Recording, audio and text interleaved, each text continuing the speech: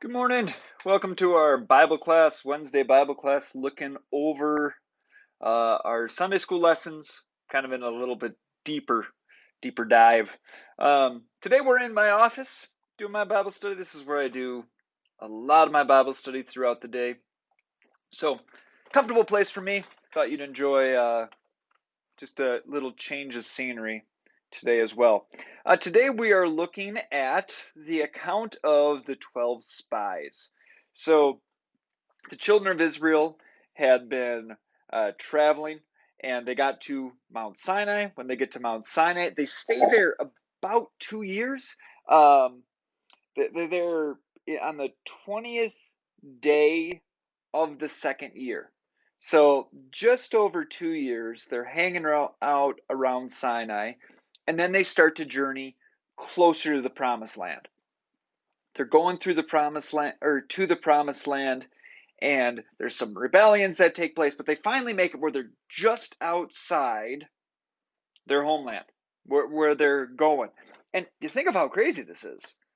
I mean, all of these people, every single one of them, has never been in the promised land before. Nobody. Moses hasn't been there, the leader. Uh, Aaron hasn't been there. Miriam hasn't been there. None of their leaders have been there at all. They're bringing their whole family there from this nice place of Goshen. I mean, the politics were terrible. They were being oppressed and everything, but from this place where they were able to have a life, they've been traveling through the desert and they have no idea what this land is going to be like as they move forward. So they want to have some spies. Send them in.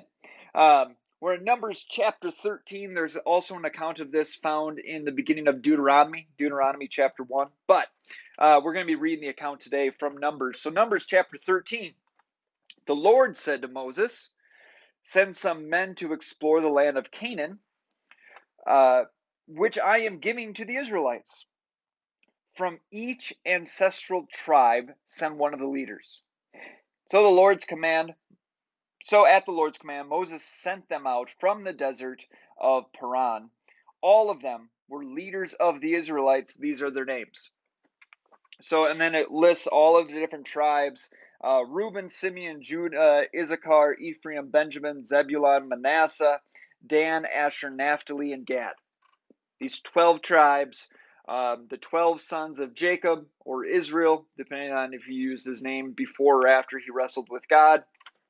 One from each of the leaders, or one from each of the tribes. Because you got to remember, the children of Israel are tribal. They have 12 different tribes, and they're going to be in that tribal system until Saul comes along and becomes their king, because they want to have a king like the other nations do. But for this entire period while they're traveling across the desert and while they are settling in the land through the whole book of Joshua and through the period of the Judges, they're still going to be in these tribal systems.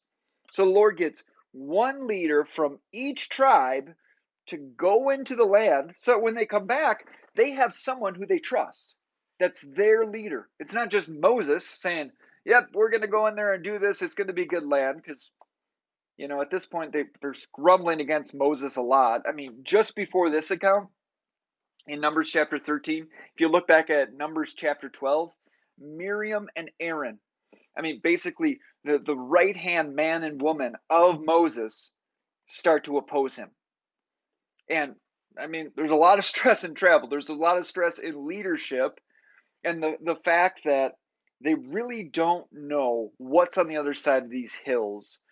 It seems to start to get to them. This clash of power that's taking place. So there's one leader from every single tribe, and they all go into the land, and they're sent out with these instructions.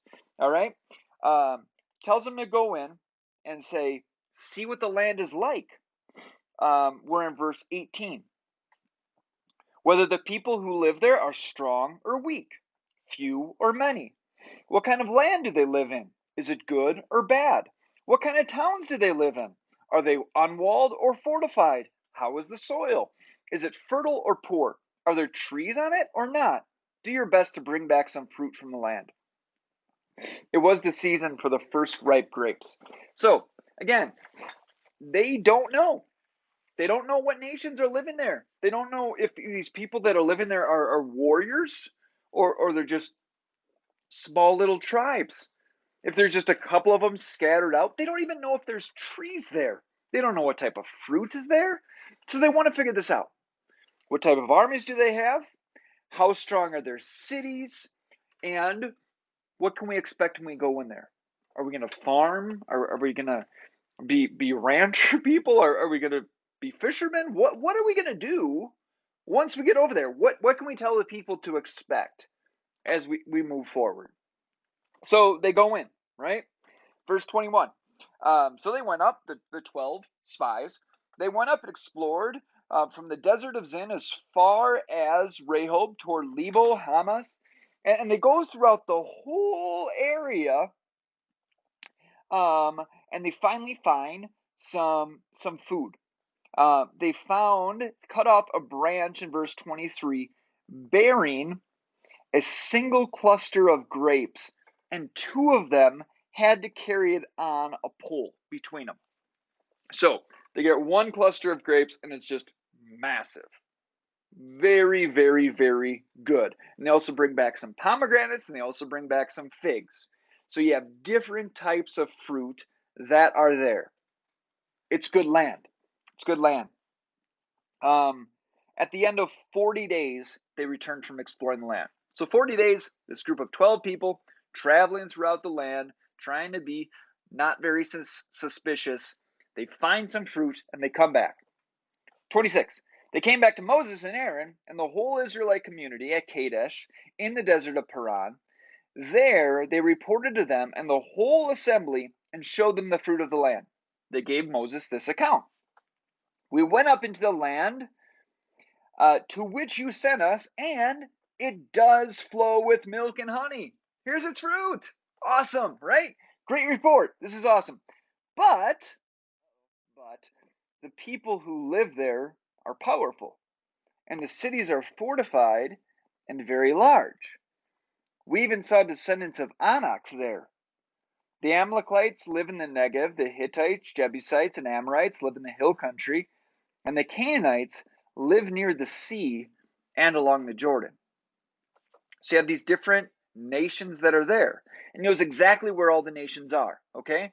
We found the Hittites, we found the Jebusites, we found the Canaanites, we found out where the Amorites live, all these different people, and they're strong. They got strong armies, they got fortified cities. It's going to be a really tough battle. And then he talks about the descendants of Anak. The descendants of Anak are, some people say they're descended from the Nephilim. So early in Genesis, it's in the first 5 chapters, maybe it's in chapter 4, talking about these Nephilim that are there. And it says that the Nephilim were the sons of God started to have children with the daughters of men, right? And that day the Nephilim were on the earth. They were mighty warriors, heroes of renown. And some people misconstrue that passage, and they try and use that word Nephilim and kind of these 3 letters in Hebrew, the Ni, the Pe, and the Lamech, and they use those letters, and it's similar to this word Nephal, okay? And Nephal means to fall. The problem is, so they think, well, I should finish that thought. The Nephilim, they think, well, those are the fallen angels, and then the fallen angels have children with women, and then they create this like demigod type person. First of all, angels and people, they don't mate. Okay, so they're not going to have children. On top of that, it talks about them being heroes of renown. Talks about them positively, not like they're, these angry tyrants or anything. And finally, the way that the word Nephal turns into a noun, just the rules of Hebrew, makes it impossible for it to be that. The word Nephal really is a lot more similar to or Nephilim, much more similar to the word giants. Okay? So that's why in the King James Version, I think it is, in some other versions of the Bible, they translate it as giants. And the descendants of Anak seem to be descended from this line of people that are very large, very tall. Some even think that Goliath was descended from this group of very, very, very large people. So when they come back, they start talking about these huge, mighty, tall warriors that are out there. And they think they got big cities, they got big people. I don't think we should go fight. Just crazy, right? I mean, it's crazy. They're still waking up in the morning, eating the manna that's on the ground. They were just hanging around Mount Sinai. That the Lord's presence was actually there. They're being led every day by a pillar of a cloud, and at night a pillar of fire. The presence of the Lord is in the tabernacle. And when they left Sinai, I mean, this cloud went up from the tabernacle and started leading them. All of these things are taking place, and yet the people think they got tall people. I don't think we should go fight against them. So let's keep on. Verse 30. Then Caleb silenced the people before Moses and said, "We should go up and take possession of the land, for we can certainly do it. Good for you, Caleb, leading them." But the men who had gone up with him said, "We can't attack those people. They are stronger than we are." And they spread among the Israelites a bad report about the land they had explored. They said, "The land we explored devours those living in it. All the people we saw there are of great size. We saw the Nephilim, the descendants of Anak, come from the Nephilim. We seemed like grasshoppers in our own eyes, and we looked the same to them." So not only are we afraid of them, but they're not afraid of us. They're such big people and we're such small people. This isn't going to work. Chapter 14. That night all the people of the community raised up their voices and wept aloud. All the Israelites grumbled against Moses and Aaron, and the whole community said to them, "If only we had died in Egypt or in this desert. Why is the Lord bringing us out of this land only to let us fall by the sword? Our wives and our children will be taken as plunder. Wouldn't it be better for us to go back to Egypt?" And they said to each other, "We should choose a leader and go back to Egypt." They're at the promised land. They're there. They made it. They had people go in and take out fruit. They know that the land is good, but they're still afraid of big people, of just tall, strong people and big walls.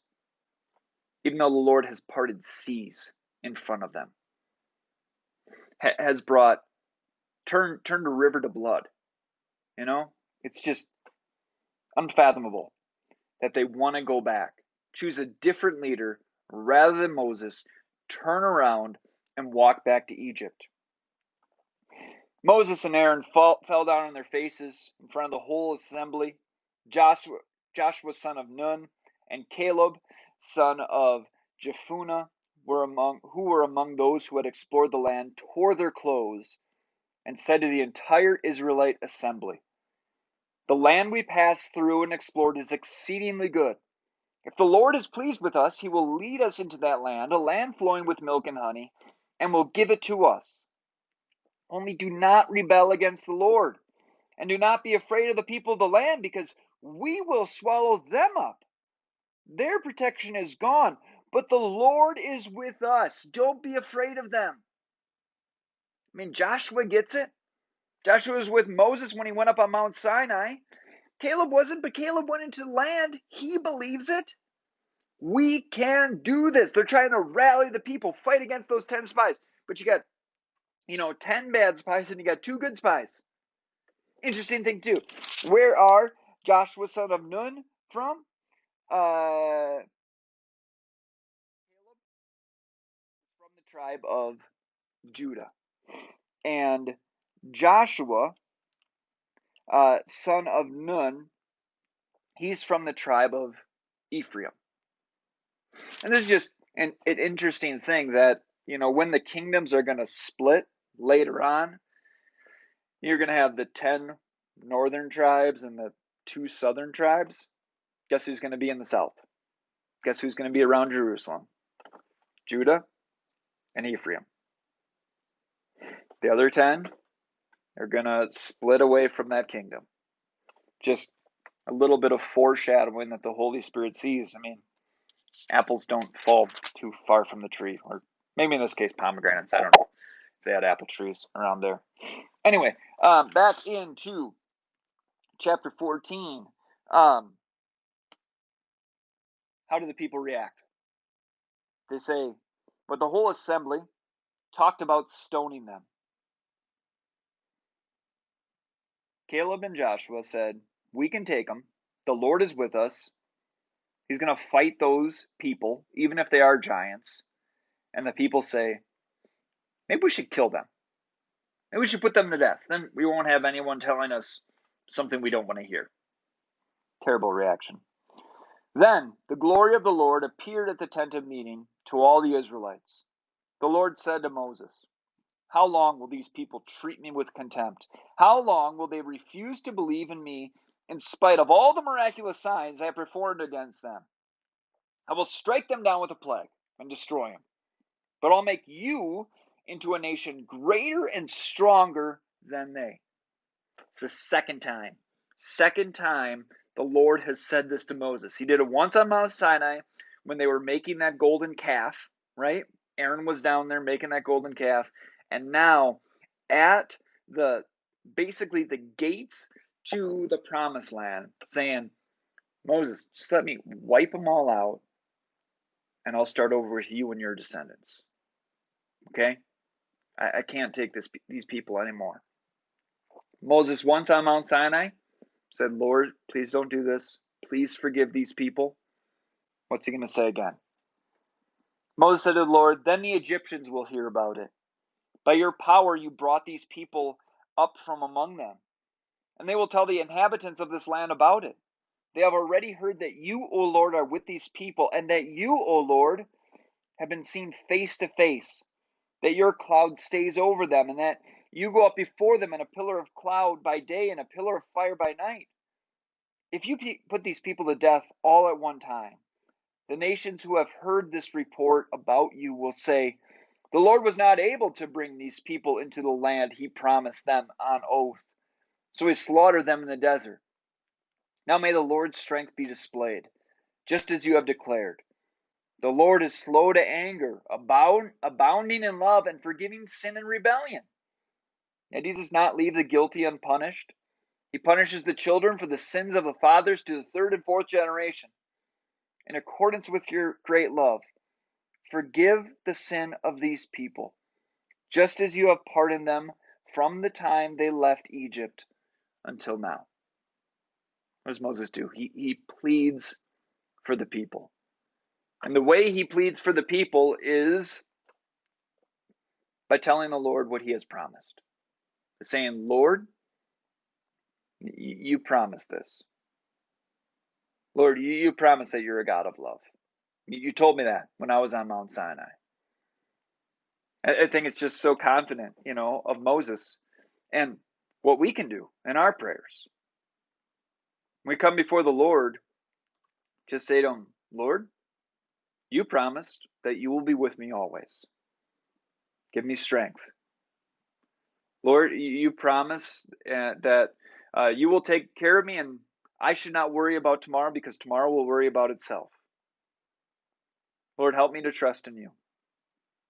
Lord, you say, ask and it will be given to you, seek and you will find, knock and the door will be open to you. Everyone who seeks finds, everyone who asks, right, an answer is given. I messed that up. I know I did. But anyway, you say this, right? Be confident in my prayers. Lord, I am confident in my prayers. Answer me. Help me to trust in the answer that I'm given. We can be confident when we approach our Lord. We can hold him to his promises because he loves us, because he's our Father. Be confident when you pray to the Lord. He wants to hear from you. Let's continue on here.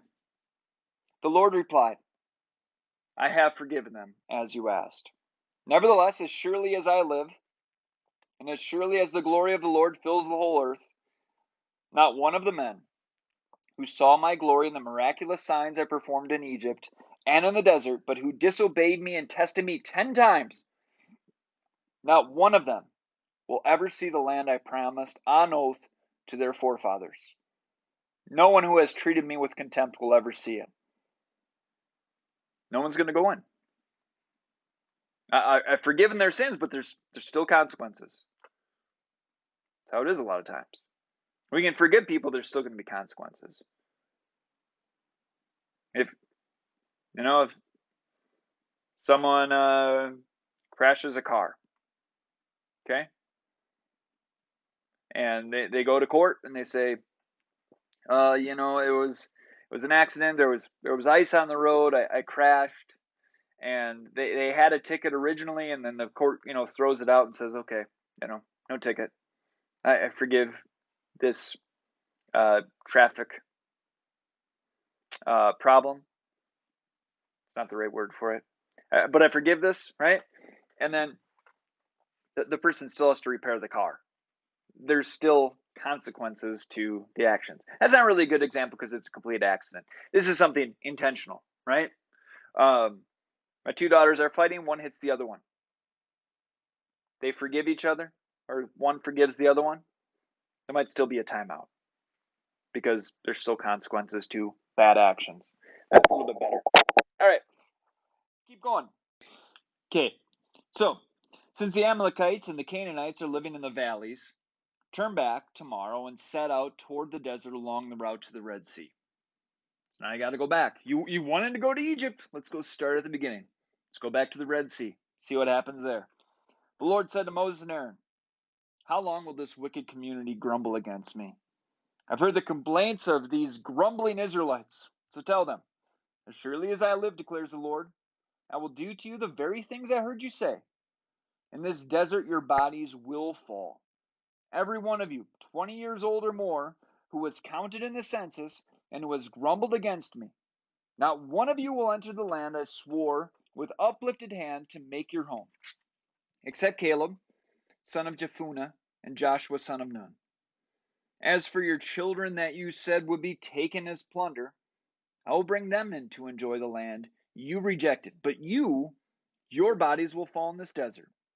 Your children will be shepherds here for 40 years, suffering for your unfaithfulness, until the last of your bodies falls in the desert. For 40 years, 1 year for each of the 40 days you explored the land, you will suffer for your sins and know what it is like to have me against you.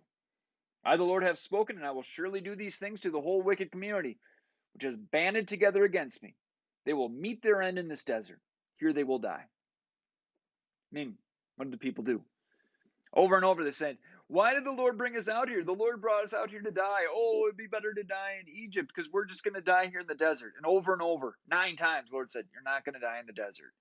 I'm going to take you into the promised land. But eventually, the Lord just says, okay, you're going to die in the desert then. I'll let it happen. And the thing that you didn't think was going to happen, or the thing you thought was going to happen, that your children were going to be taken away from you, I'll do the opposite. I'm not going to punish them, but I'm going to punish you for over and over turning away from me. So the men Moses had sent to explore the land, who returned and made the whole community grumble against him by spreading the bad report about it. These men responsible for spreading the bad report about the land were struck down and died of a plague before the Lord. So those are the first ones. They're the people that spread the bad report. The Lord strikes them down with a plague. When Moses reported all this to the Israelites, they mourned bitterly. Early the next morning, they went up toward the high hill country. We have sinned, they said. We will go up to the place the Lord had promised. But Moses said, why are you disobeying the Lord's command? This will not succeed. Do not go up, because the Lord is not with you. You will be defeated by your enemies, for the Amalekites and the Canaanites will face you there. Because you have turned away from the Lord, he will not be with you, and you will fall by the sword. So the people, they say, oh, okay, no, we're going to go. we can do this. We trust you, Lord. We promise we're going to be good from now on. We'll go up and we'll fight. Okay?